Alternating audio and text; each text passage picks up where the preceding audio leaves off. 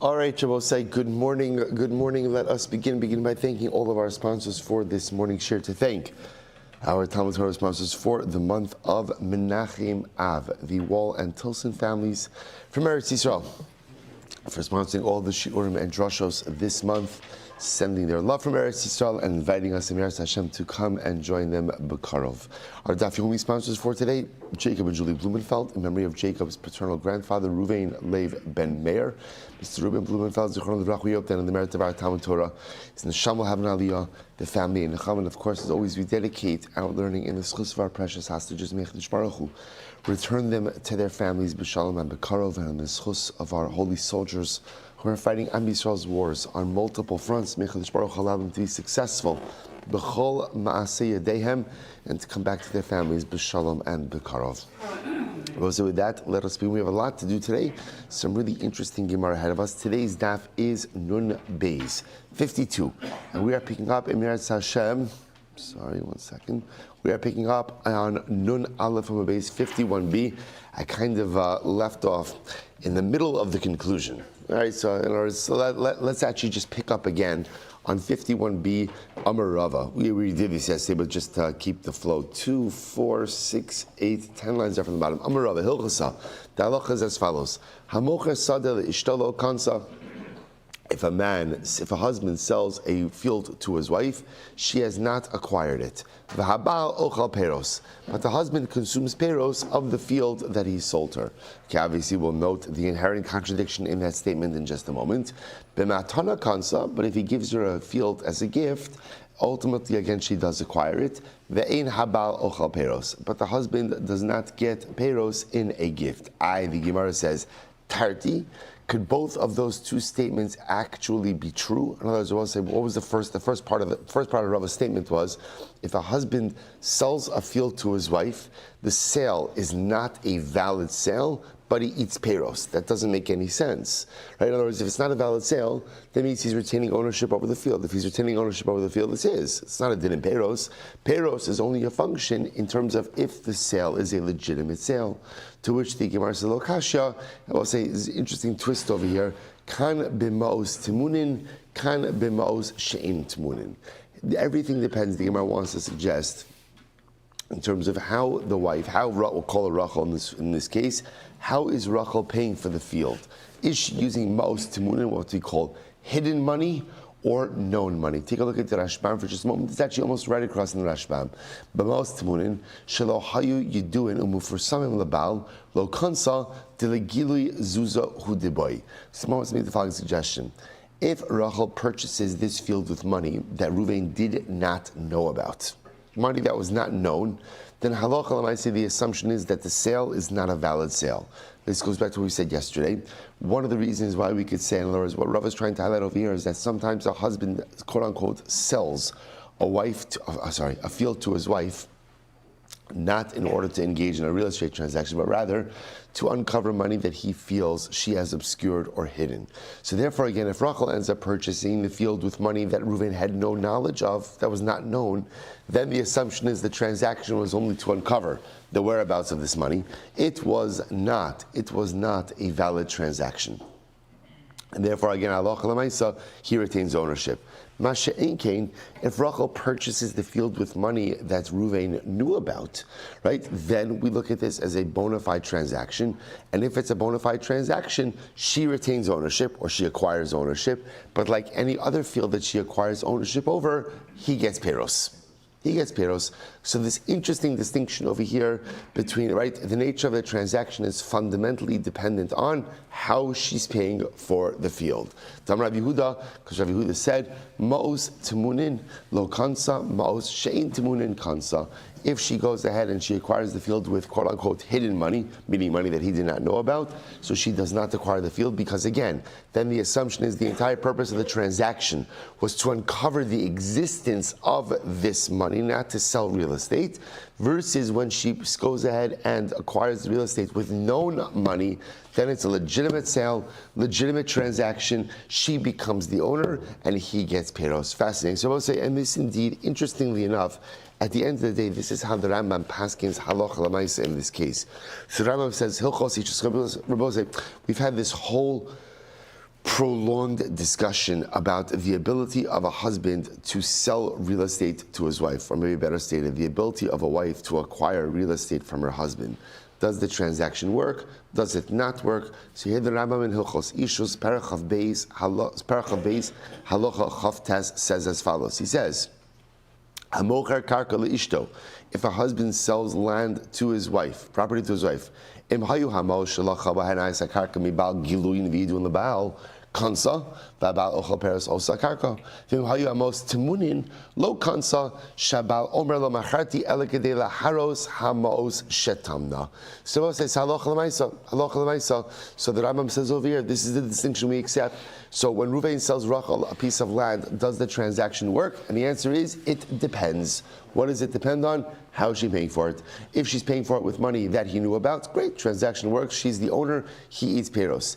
If she's paying with money that he never knew about, then the assumption is this was not a real estate transaction. Rather, again, this was a transaction to uncover the existence of this money. And halacha l'maisa did not mean to sell her property. And therefore, halacha l'maisa, again, there's no real estate transaction. Now, here's what's interesting. What happens to that money? Right, so now let's play this out. Reuven goes out and suspects that Rachel is hiding away money. So what does he do? He says, let me sell you some land. So he goes out, he sells her a parcel of land. She suddenly produces $10,000. He said, I knew it. You were hiding away money. So now there's no transaction. What happens to the money? What happens? So now, we'll say, this is all assuming, right? All this is assuming that this is money that halachically he is entitled to. That's what this is all assuming. So now what happens with that money after it's discovered? So this is interesting. The Rambam writes, Va'osan ha'ma'os sheniru yilakach b'han karka v'abal ochel peros.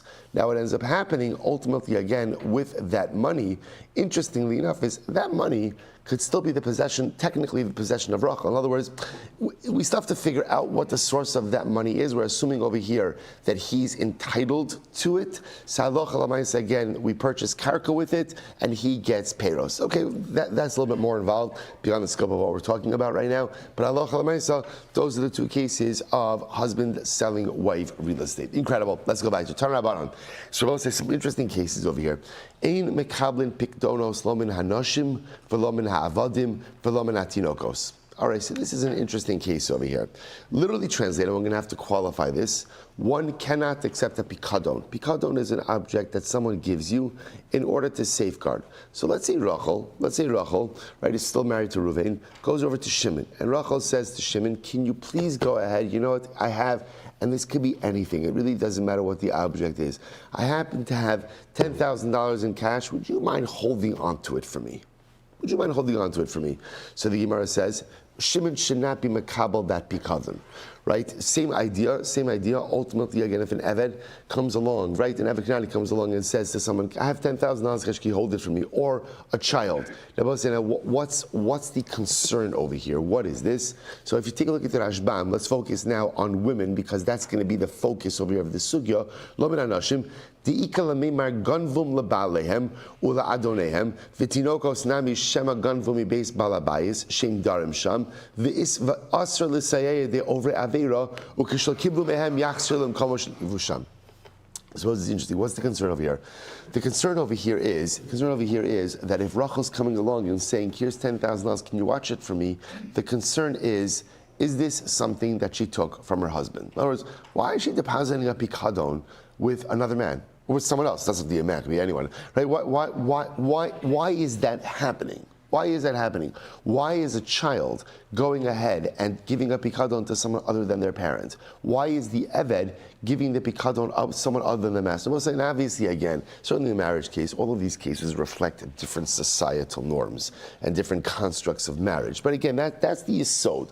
Why would Rachel be depositing $10,000 with someone outside of the context of her marriage? So the concern in all of these cases is that this is stolen property. This is stolen property, and the person who stole it, the Isha, the Eved, the Katan, is trying to go ahead and move the money or move the object. Therefore, the halacha says, don't accept it. Don't accept it. Now, what's the chab if you don't accept it? It will say it's very interesting. So if you don't accept it, the Rashbam says, what are these people going to do? If they can't find someone to watch the pikadon, what are they going to do? What will they do? They'll return it. they'll return it. That's the assumption. They'll give it back. They'll give it back. It's reminiscent of the Gemara. The Gemara says the mouse only steals the food if what? If there's a hole to hide it in. In other words, that Lamaisa, if there's nothing to do with the stolen property, then quote unquote stolen property, then Lamaisa, they're not going to steal it. They'll give it back. So the Gemara says, don't accept the pikadon from these individuals because the pikadon is suspect. Now listen, now watch this. Now the Gemara says, Kiba min ha'isha, yachzi Hashem. Now what happens if you did accept it? Right? Rachel goes over to Shimon. Says, Shimon, can you watch my $10,000? Shimon says, sure. Always good to help out another yid. Then what happens? Shimon comes to Daf Yomi and he says, shouldn't have accepted the pikadon. So what should he do? He should give it back to Rachel. So this is what's interesting over here. Do we know that Rachel stole this from her husband Ruvain? Do we know it? No. The issue just is it looks strange. So therefore, again, because it looks strange, the halacha says just don't get involved in it. Just don't touch it. If it turns out that you did accept the money from Rachel, so again, here's what's fascinating about this discussion. We're concerned that there may have been theft. Can you call Rachel a thief? Chas v'shalom. Can't call someone a thief until you know that they're a thief. So therefore, again, if you accepted the pikadon, which you shouldn't have done, what should you do with it? Give it back to Rachel. Don't give it back to Ruvain, because it may or may not belong to Ruvain. You don't know. The halacha says don't get involved with it because it looks strange, but if you did accept it, give it back to the owner. Yachza the isha. Ve'mesa. Now what happens if Rachel gave you the money? Rachel gave Shimon the money, then Rachel died. So then in that case, yachza the baila. Then you give that back to Ruvain. Similarly, kiyom and eved. If an eved came along and said, "Can you watch $10,000 for me?" What should my answer be? No. But let's say I went ahead and I took it. I agreed. Yachzur levi, you should give back to the eved. Same idea. I don't know that the eved is a thief. All I know is that the situation looks weird. So therefore, I'd rather not get involved in it. If you did get involved in it, give it back to the eved. What if the eved died? You give it back to the master. Top of Numbase 52a. Kiba men katan.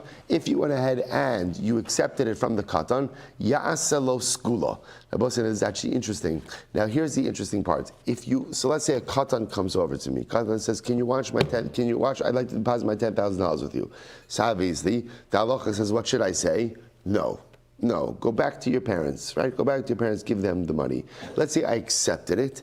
Shabbos says, so in this case over here, it would be irresponsible to give the money back to the katan, right? See, in the Isha case, in the Eved case, if you accepted it from an adult, even though you shouldn't have, give it back to the adult. In the katan case, to give it back to the child would be irresponsible. So what should you do? Yasalo skula. You have to make, skula literally means a trust. You have to somehow secure that money. The imeis, but if chas from the child died, yachzir liyarshav.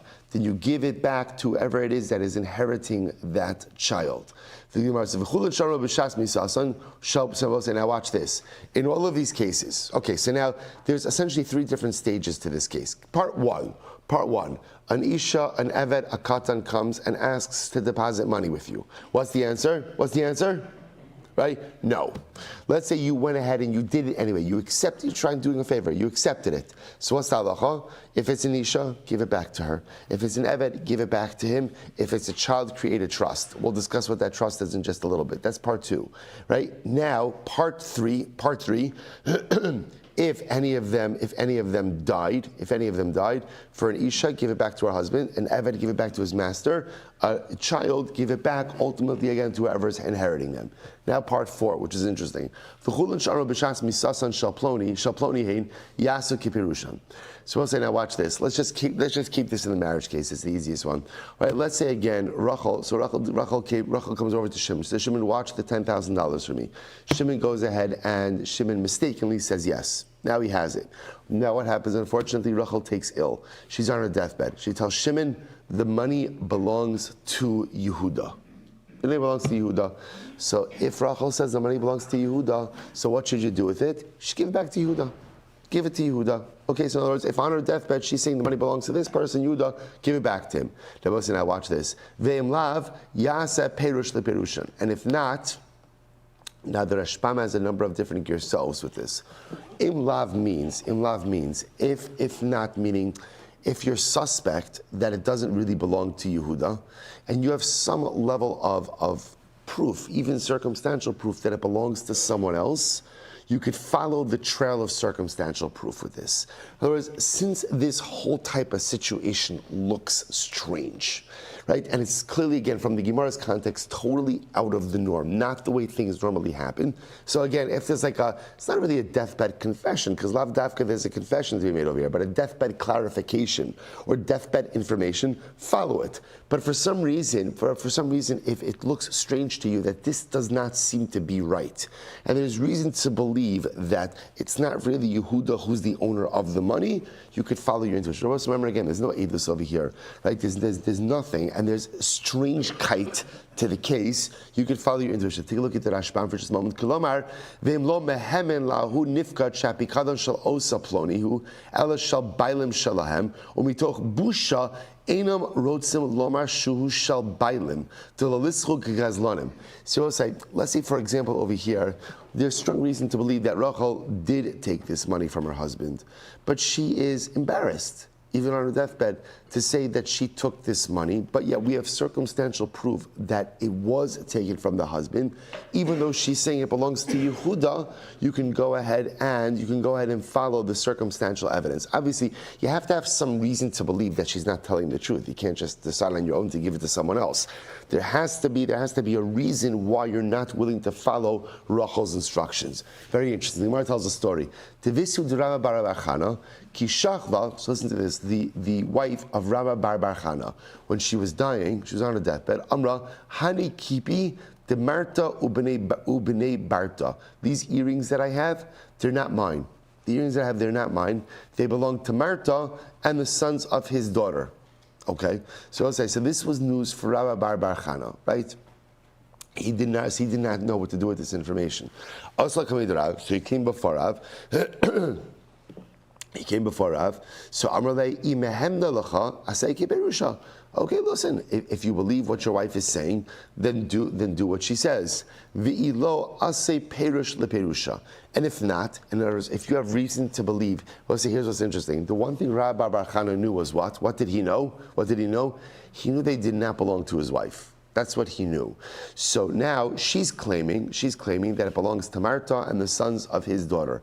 So now again, Rabbi bar Chana is not sure what to do. So what happens? So he comes before Rav. Rav said, listen, if you believe her, if you have no reason not to believe her, you believe what she's saying, then give the earrings back to Marta. If not, v'ilo asay perush leperusha. Then ultimately, again, if you don't believe her, then ultimately, again, halacha l'maisa. So make your own call. Now, here's what's interesting. Take a look at the Rashbam for just a moment. The Rashbam says, "Imehem nalach shelo ganva mimcha klum." I will say, what's the possible concern over here? The possible concern over here is that maybe the earrings really did belong to Rabbi bar Chana's wife. Now, Rabbi bar Chana says, I don't know, I never bought those for an anniversary, for a birthday. So if they did belong to her, where did they come from? Maybe they came from money that she took from him. So now on the deathbed, she's claiming they belong to Marta. They belong to Marta, or the sons of his daughter. So Rav says, listen, I don't know what to tell you. If you believe her, that it really belongs to someone else, then fine, then do that. If you have a strong suspicion that maybe those earrings were bought with your money, and you have reason to believe that, then you could keep the earrings for yourself. Keep the earrings for yourself. In other words, you have the ability and understand. The whole reason why all of this is so strange is because we're dealing with property, right, that a wife has that a husband doesn't know about. A pikadon that a wife is giving to someone outside of her marriage to watch as opposed to keeping it in her marriage. These things, again, at least societally, reflecting the norms of the Gemara, were not done. So when this happens, it just raises the red flag about whose property is this? And because there is this ambiguity, there is this ability, even if the wife gives one set of instructions on her deathbed, if there's some level of circumstantial evidence that points in a different direction, we have the ability to go ahead and follow that trail. The others say, what Rav said to Rabbi bar Chana was the following: I amida lecha asei kiperusha, v'ilo asei perush leperusha. The other possibility is what Rav said to Rabbi bar Chana is like this: Your wife claimed that they belonged to Marta and the sons of her daughter. Now, apparently, these are like expensive earrings. Is Marta and his family, would they possess something like this? In other words, just financially, would they have something like this or not? or not. If financially you feel that halacha l'maaseh said this is something they would possess, then good, return the earrings to them. But if you know Marta and you know his family, and these are not the type of earrings that they would possess as a family, then bepashtus you could also potentially assume that it was bought with money taken from you. Okay, both say incredible sogya. Let's go weiter. Mina katan yasel skula. Now remember again, continuing this brisa. So Katan comes over to me. Katan says that I have $10,000. Can you watch it for me? So obviously, it also raises the red flag. Why is a katan depositing something with someone other than his parents? So therefore, the halacha says, don't accept it. Don't accept it. If I did accept it, then what's the halacha? Was I'm not going to return it to the katan because that would be a shtickle irresponsible. So instead, what will I do? Yasa skula, make a trust. It was a beautiful gemara. My skula, what kind of trust do you set up for a katan? Rav Chisda Amar Sefer Torah. Wow. What should you do with the money? Buy a Sefer Torah. So we'll say, what's the pshat? What's the pshat with a Sefer Torah? Take a look. It's in the third Y line of the Rashbam.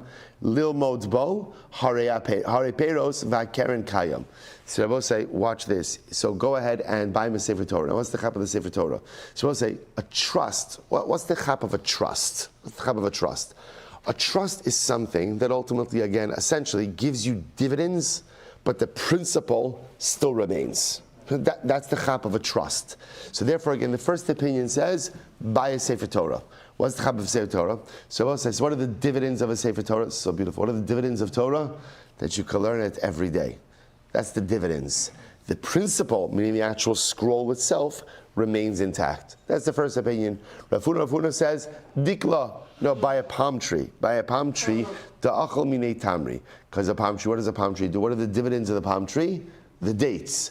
And the principle, i.e. the tree itself, remains in existence. I will say, how beautiful is this? Almost like this fundamental machlokes. Should you create essentially a spiritual trust or a material trust? Right? Second opinion says, create a material trust. Get the kid a palm tree. It's got the dates, he's got the tree, he's good to go. First opinion says, no. Create for him a spiritual trust, a Sefer Torah, which will give him the dividends of learning every day, and ultimately, again, va'keren kayemes the olam haba. But again, in this case, the physical karen, the physical principle remains that. So first, a beautiful machlokes.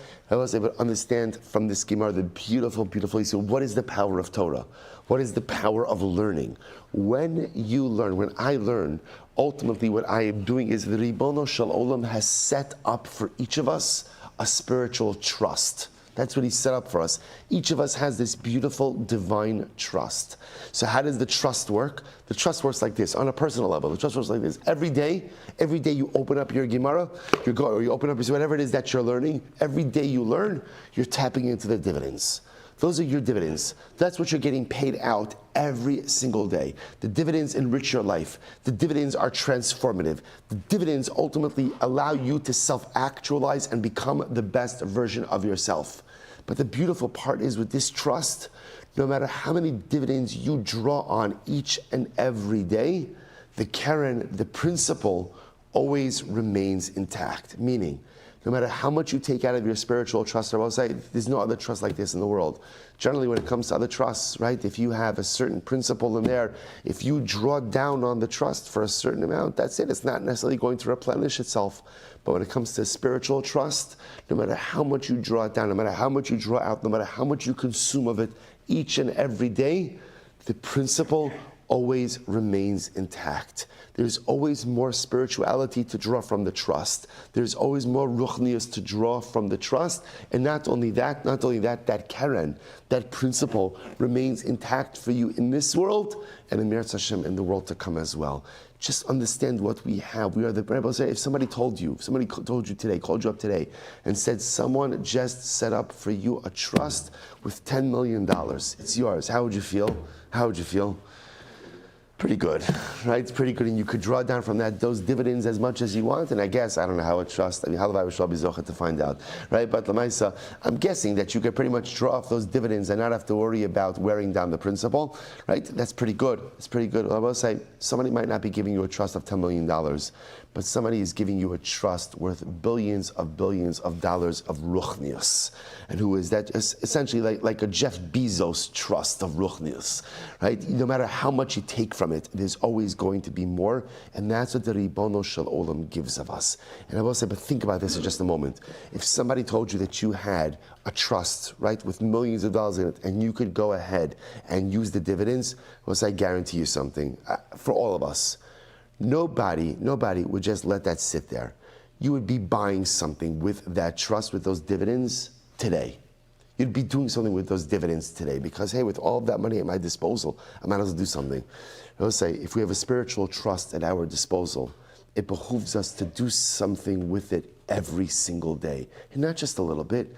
There's millions and millions of dollars, so to speak, of dividends available to me each and every day. There's no end to how I could draw down that trust each and every day. And the principle remains intact. Take advantage. Take advantage of your spiritual trust. Spend it down as much as you want because the Karen is kayemes in Olam Hazeh and Olam Haba. Incredible. Let's go weiter. Back to Mishnah. So the Mishnah said that a father cannot make a chazaka in the property of his child, of his son, and his son cannot make a chazaka in the property of his father. So this is the same theme we've been seeing over and over and over again. Remember again, both say chazaka needs three things, right? Number one, taina. How are you getting there? Why is the property yours? Right? Number two, residency, duration. And number three, there has to be that the only reason you're on the property is because you're the owner. If there's another feasible reason to explain your duration of residency, then you can't establish chazaka. So therefore, a sharecropper can't establish chazaka. Husband can't establish chazaka on his wife's property. Wife can't establish chazaka on her husband's property. Similarly, again, father-son, the Mishnah's assumption over here is that they allow each other use of each other's property, and therefore you can't establish chazaka. Says the Gemara, Amar Rav Yosef, afilu chalko. Rav Yosef says this is true even if the son is financially independent of his father. In other words, both say, Rav Yosef is saying like this, that let's say a son, I understand when a son is being supported by his father, of course he can't establish chazaka on his father's property. That makes perfect sense. Right? What about if the son is financially independent? I would have thought maybe a financially independent son is just like a totally separate entity. It's like any other person vis-a-vis the father, and therefore Chazak Shuv Rabbi says no, not true. Even if a son is financially independent, even if they separated, a son still can't establish chazaka on his father's property, and similarly again, a father can't do it for the son. Rav Amarava says chalkol. Rav says no. If the son is financially independent, he does have the ability to establish chazaka. He does have the ability to do so, because once he's financially independent, he's like any other person. Amrav Yomi Difti Avad Rav Papi Uvda Chalko. I'm sorry, Amar Papi Uvda Chalko Lo Kirava. So we'll say ultimately again, Chalko Lo Kirava. So we'll say Surah Papi Paskin like Rava. Rapapi passed like Rava, right? And Rapapi said that halacha l'maisa, if a son is financially independent, he can establish chazaka. He can establish chazaka on his father's property. Amar Nachman bar Yitzchak, Yishtayel Rav Chia mi Hormuz Ardashid. So Rav Nachman bar Yitzchak said as follows: Rav Chia of Hormuz Ardashid. That's the name of the place, right? He told me, Yishtayel Rav Acha bar Yaakov Mished Rav Nachman bar Yaakov Chalko Lo. That halacha l'maisa again, if they went ahead and the son is financially independent of his father, he has the ability to establish chazaka on his father's property. V'hilchasa chilko lo. And we'll say ultimately again, the halacha is that if halacha l'maisa they are financially independent, ultimately again his son has the ability to establish chazaka on the property of his father. Tayin Amir Chabraisa that supports this. Ben shechalak v'isha sheneskarsha harin kishara. And I will say this is the halacha, same way that once a couple divorces, right, the ex-wife is an independent entity of her husband, right? Even though they were once married, now that they're no longer married, they are like any two other people. And therefore, he can make a chazak on her property, she can make a chazak on his property. Same idea. When his son is financially dependent on his father, then kivyachol, they're like one entity. Therefore, again, neither can make a chazak on the other's property. But once a son is financially independent, then he is truly independent of his father, and he's like any other person, and therefore he can make a chazak on his father's property, father can make a chazak on his property. Incredible. Itmar. It's an interesting case over here. Watch this case. So let's say there's a group of brothers. It's a group of brothers, right? Reuven, Shimon, and Levi. We'll throw in Yehuda there for also for good measure, right? Reuven, Shimon, Levi, Yehuda. Reuven, as the oldest brother, is managing the estate, right? Their father Yaakov died, so Reuven now is managing the estates. He's no seven mesoch habayis. Now what happens? Vahayu onos ushtaros yotzin al shmon. If you look at the Rashbam over here, the Rashbam says as follows. He says, look at onos. It's like about 8 lines into Rashbam. Onos, shtare mechiros, shtaro shalava. So this is interesting. There are business documents, right? Loan documents, sale documents that have Reuven's name in it, right? Reuven's selling property, Reuven's buying property, making loans, giving loans. So Rabbi says, so now what happens? Va'amar shalihim. So Rabbi says, so now a little machlokes erupts between the brothers. The brothers feel that Reuven is doing business with estate property. Right? Even though these documents, let's say again, he bought a piece of property, right? He loaned money to someone, and now the property, right? They're cashing in the investments. So all these documents just have Reuven's name in it. But the brothers are suspect that Reuven's really doing business with estate property, but he's just putting his name on the documents. He's not doing this on behalf of the estate. So he's utilizing their collective property to do his own business. The brothers obviously want to share in the profits. Reuven's claiming, I'm using my own money. I'm not using estate money. So the Gemara says, what's talacha? So the Gemara says, Va'amar shalihem, right? She'naflu mi'reis avi ima. So Reuven claims, I'm using my own money. The brothers say, Reuven, where do you have your own money from? We're all brothers. Where do you have your own money from? Reuven says, I have a separate Yerusha. Because in the case in question over here, Reuven, Shimon, Levi, and Yehuda were paternal brothers. Same father, different mothers. Different mothers. So therefore, again, Reuven claims, I have an inheritance from my mother's side of the family. That's my money. Nothing to do with you guys. Nothing to do with you guys. That's the money I'm using to transact all of this. I'm not using our estate money. They're obviously claiming he's using estate money. So what's the halacha? Amar Rav. Rav says, Alav lahaviraya. Rav says the burden of proof to show that Reuven is not using estate property is on Reuven. I love the Haviraya. Look at the Rashbam for just a moment. I love the Haviraya. Again, it's in the wide lines, about 12 lines down. I love the Haviraya. Shamamon shalo. Afapi sheksuven ashtaros bishmo. Dechevan shahayo hu levado nosei v'nosei b'nechasim shenichtavu al shmo. Shein chalukin afilu b'isasan. Dechevan lo nodam me'olam me'izad sad yave lo mamon below echas. Well, so listen to this. So Rav says like this. The burden of proof is upon Reuven to show that he is not using estate property. Now, why is the burden of proof upon him? So we're going to see about in just a little bit that because he's managing the estate by himself, right? He's the only one who has access to the money, right, for the estate. He's the one managing the estate all by himself, and no one knows of any other bucket of money that he has. So the truth is, all roads point to the fact that he is using estate money. And therefore, it is upon him to show that he is not using estate money. That's Rav. Shmuel says, no. Shmuel says, absolutely not. Shmuel says like this, because the shtaros are all written in Reuven's name, therefore, again, there's no reason to believe that Reuven's doing business with estate money. If the brothers want to prove that Reuven is potentially misusing estate money, that burden of proof is upon them. So fundamental machlokes over here. Amar Shmuel says, we'll say first word line, Amar Shmuel, Modeli Abba, we'll say Abba's Rav. Abba agrees with me. She'im meis al ha'achin lahaviraya. So it says, listen to this. So Rav will agree that halacha l'maaseh, if the brother died, then the burden of proof shifts. In other words, if Reuven died, then the burden of proof shifts to the brothers to go ahead and show that somehow Reuven misappropriated the money. Maskeh for Rav Papa. So Rav Papa said, Klum ta'anina l'huli yasmi midi delo tan lavu. And so we'll say, this is interesting. So in this case over here, watch this. So what Shmuel just said was the following: that if right, Shmuel holds that normally halacha l'maaseh, the brothers have to go ahead and bring a raya. Right, the brothers have to bring a raya. So Shmuel says that even Rav would agree with me in the following case. Let's say Ruvain dies, right? So the brothers accuse Ruvain of misappropriating estate property. Ruvain dies. Ruvain has kids. So now his kids inherit his share, including, by the way, not only his share of the estate, but they inherit all of these other shtaros, right? All of the other sales or loans that he has outstanding. So now Shmuel says that Rav would agree with me in that case where Ruvain died, the brothers now have to bring a proof.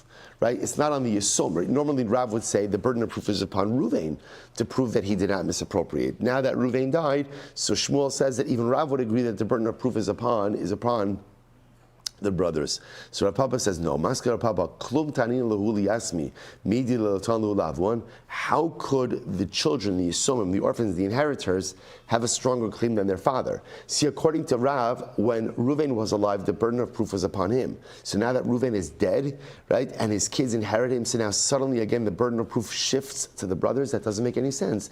That means now that the Yisumim, the kids, have a stronger legal position than their father. That can never happen because again, at most the kids inherit the same legal position of their father, not a stronger one. Rava. But what about Rava himself? Apik zuga de sarbala. The sifra da garata miyasmi below raya. But even Rava himself, I will say, right? So even Rava himself went ahead by, this is actually interesting, by Yisomim. There was a case where we'll call it father died, children inherited property. In the estate was a pair of clothing scissors and the sefer of agarata. Rava took this away from the Yisomim because there was a claim that it belonged to someone else. And he took it away from the Yisomim without any proof. How could he have done that? It's a different case. But dvarim ha'asuyim lahashu lahaskir. So I'll say, so this is a different case. Sometimes in an estate, when you find, right, someone's claiming property, and it's the type of property that people normally lend to each other, you could extract that from Yisomim even without a shvua. Normally in order to extract from Yisomim, you need to swear. But if it's the type of item that normally is lent one from the other, you could extract that even without a shvua. We'll say Amud Beis, Kede Shalach Rav Huna bar Avin, Tvarim ha'asoyin lahashil ulahaskir, Bar Melakuchin biyadi eno ne'eman. So we'll say, so ultimately again, sometimes in an estate, when you go ahead and you find in the estate things that are normally lent, right? Normally lent. Right? So again, Salach Alamai says someone else is claiming that it belongs to them. You could extract that from Yisomim even without a shvua. To which the Gemara says, Kasha. You know what? That is a good question. In other words, that would be a question on the statement of Shmuel. Because remember again, we'll say, Shmuel said that Rav agrees with me that in a case where Ruvain died and left behind Yarshim, that it's upon the brothers to go ahead and show that Ruvain really misappropriated. So now the Gemara just showed it can't be a feasible position, because that would then make the position of the Yisomim stronger than the position of Ruvain, and that doesn't make any sense. Okay, so it's a kasha on the statement of Shmuel. So we'll say, bottom line, we're still with our machlokes. So here's what we've got. We've got a case, a bunch of brothers, Ruvain, Shimon, Levi, Yehuda. Father died. Ruvain's managing the estate. Fine, brothers are all good with that. Suddenly we see that Ruvain has a number of business deals on the side, right? Ruvain's lending money, Ruvain's selling property or purchasing property. The brothers say, hey, Ruvain, you're transacting personal business with estate funds. And they say, Zelo fair. It's a little fair, right? Give us a share in that. Whatever we're going to do, but that's not yours. Ruvain says it is mine. Look, v'haraya. What's the proof? All of the shtaros are in my name. So we'll say, what's the halacha? So obviously now we have machlokes.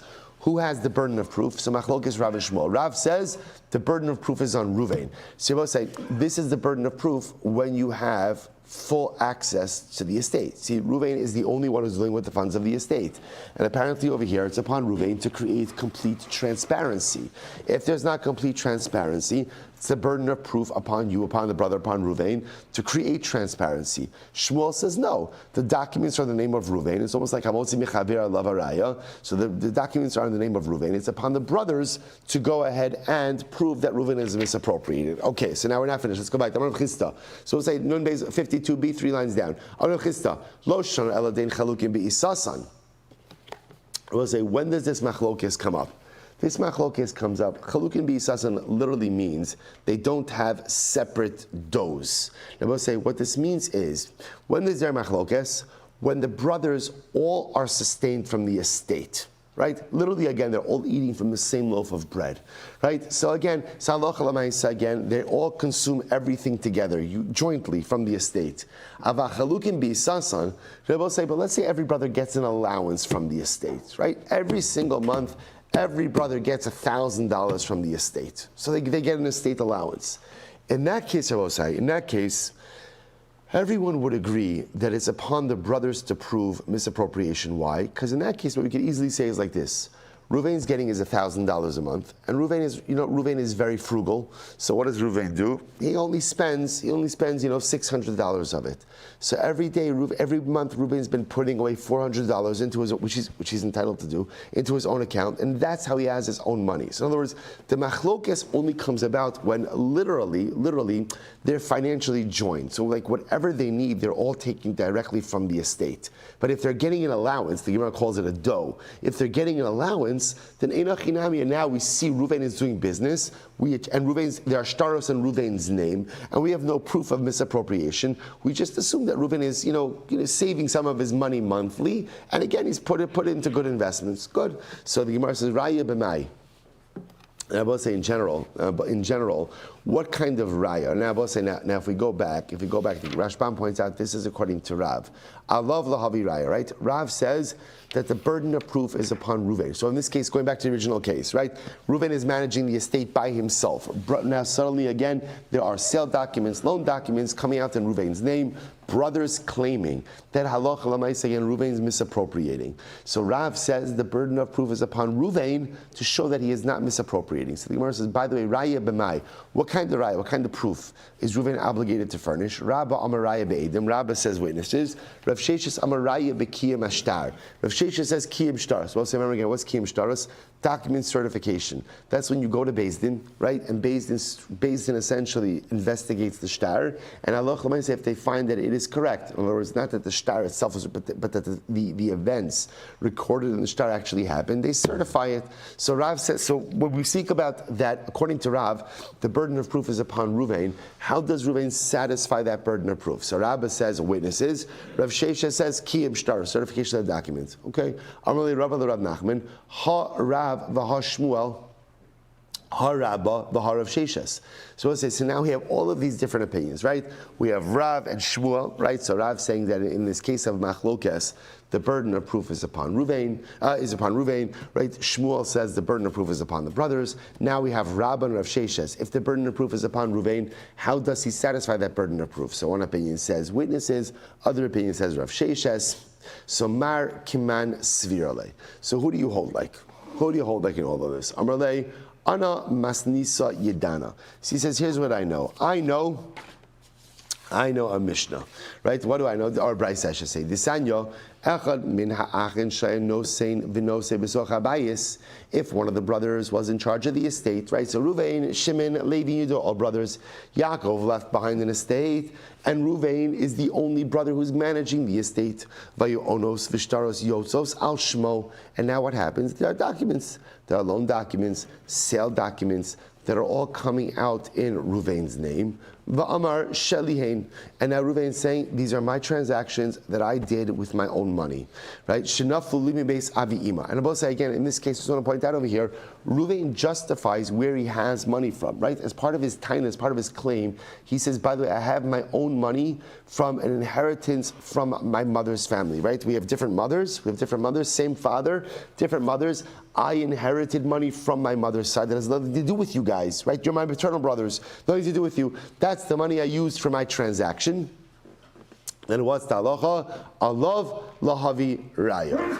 Bless you. The burden of proof is upon Reuven, right? We'll say like Rav.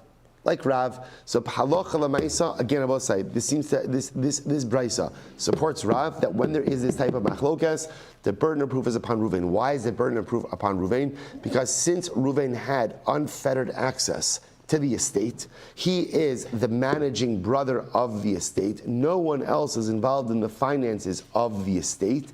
Therefore, halacha l'maisa, the burden of proof to show. We'll say this is visem nikiyim. Visem nikiyim. There's an obligation ultimately, again, for my actions to be able to stand on their own. So therefore, again, Reuben has the burden of proof.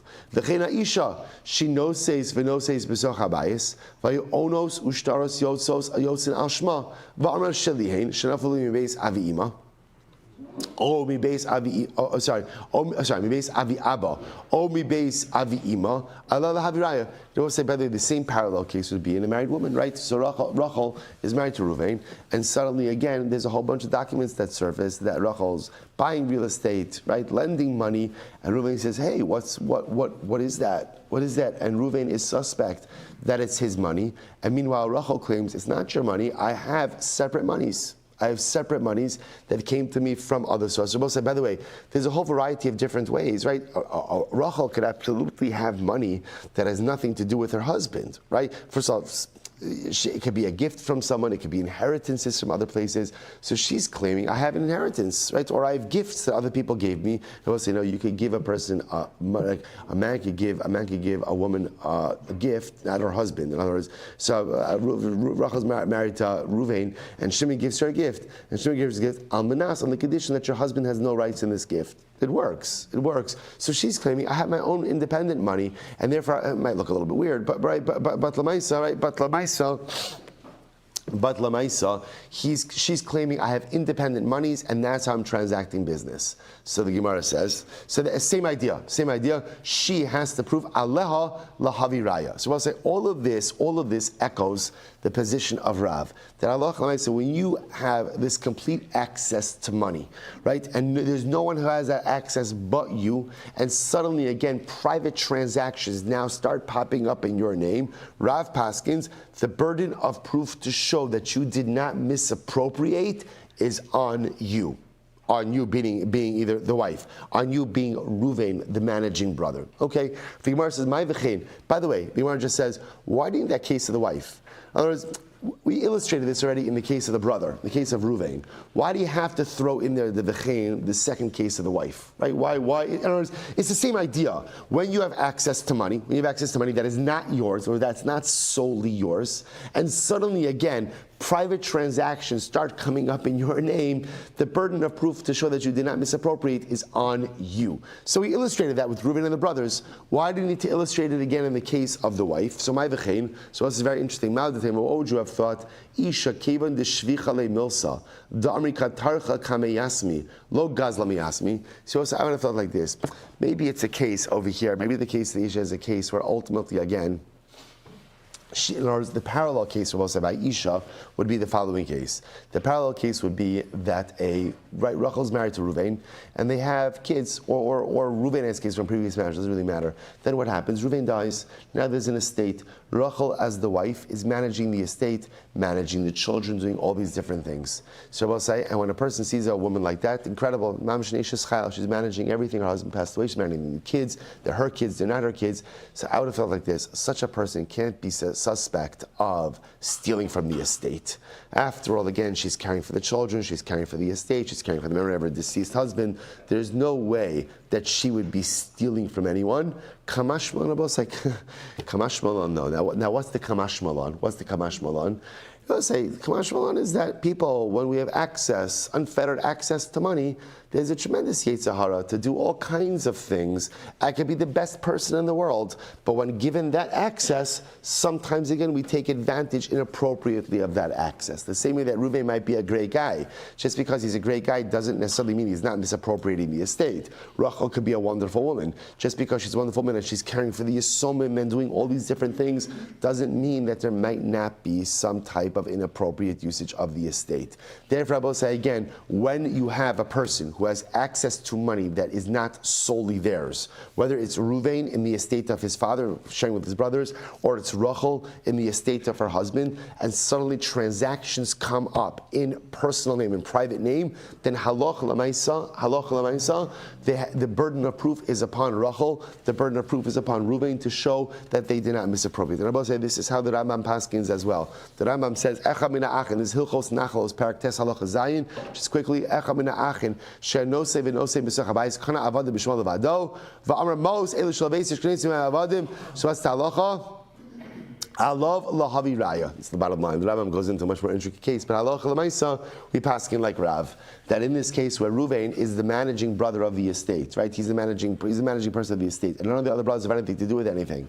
And suddenly, again, personal transactions begin popping up in his names. He's claiming my money that I have from somewhere else. They're claiming potential misappropriation. The halacha is alav lahavi raya. The burden of proof is upon Ruvain to show that he is not misappropriating. So I'll say a tremendous Musar Haskell as well, that a person, the Mishnah in Pirkei Avos says, Al tamin ba'atzmecha ad yom mosecha. Do not believe in yourself until the day that you die. That's like a little bit of a sobering or somber comment. What does that mean? I'll say a person should never think that they are beyond sin. The moment that a person thinks, oh, I would never do that Aveira, is the moment that they are even more susceptible to an Aveira. I will say, the Klal Gadol is the Maral writes that if the Torah prohibits it, that means given the opportunity, man would do it. The Ribono Shel Olam never prohibits something that we don't have a propensity, a desire, or a proclivity to do. And it's so important because sometimes we look at certain verses like, oh, I would never do that. A person should never think that they're beyond any temptation or any desire. And that's the Gemara saying over here. Reuven has all this access to money. Reuven might be a very good guy, but Lamaisa, he's still a human being. And as a human being, given access to that money, may do all kinds of things. The Musar Haskell being that a person should always be on guard. Never believe that they are beyond temptation. Human nature is, given the opportunity to sin, will never miss an opportunity to take an opportunity. And therefore, again, a person must live life with a constant sense of spiritual vigilance. All right, so I'll say, shkoyach, incredible, good run today, wonderful week, incredible limud, a good Erev Shabbos. All right, Chavran Zoom, have a great day, everyone.